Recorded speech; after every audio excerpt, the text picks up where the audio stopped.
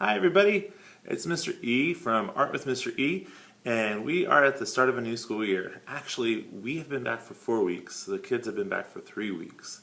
But it's still fresh. It's a new school year. I know a lot of you are just getting started, and that brings a lot of new viewers to the blog. And people will always ask, what are on the bottom of your chairs? Well, for lack of a better word, I always call them chair footies. When I first started teaching, I had seen the teachers that use tennis balls. Well, tennis balls fall off, they're expensive, they only come in one color. I know the art person in me, it's like, I must have more choices. So I started doing fabric on the bottom. Now the first year I used cotton, and that didn't hold up as well. And then I switched over to felt. Now, I was picked up by BuzzFeed a year or two ago on elementary classroom hacks. And I tell you what, I got skewered by people saying, that doesn't work, that never works. I've been doing it for almost 20 years.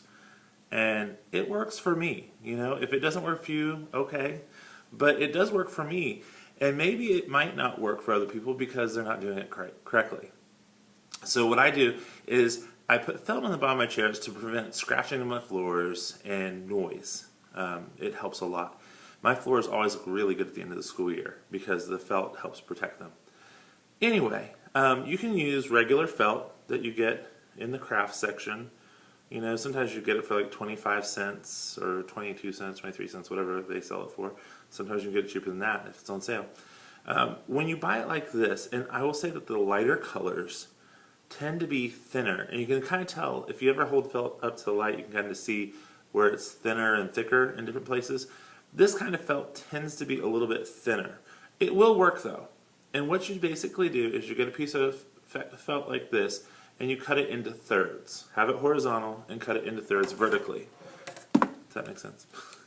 Let me cut it and show you. So you're going to cut a strip, and it doesn't have to be like 100% precise, but try to get 3 strips that are even thickness.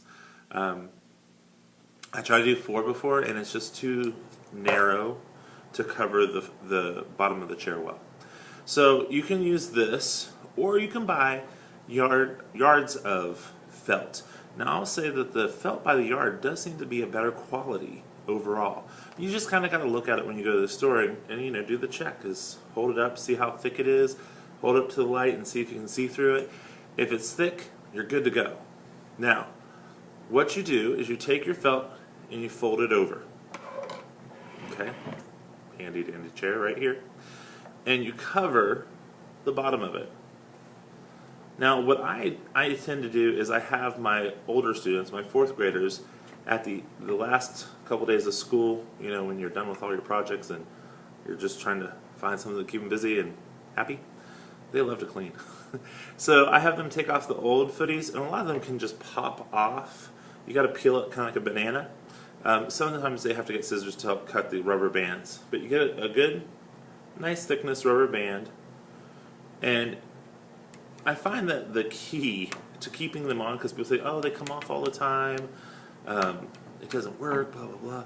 Well, you have to rubber band it on there like super duper tight, okay? Because if you don't, then it is going to come off. Kids wrap their feet around their chairs and it's going to come off. But if you do your part, it won't. So fold it over, fold the rectangle over so it's double thick, scoosh it over, and take your rubber band and rubber band the heck out of it. Pull as tight as you can so that is on there. Really good.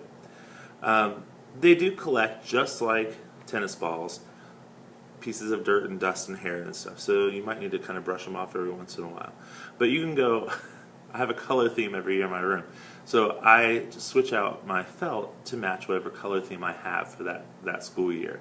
I know, I'm a little bit obnoxious OCD, but it works for me. So I do change them once a year, but I might have 1, 2 at the most fall off in the course of a whole school year.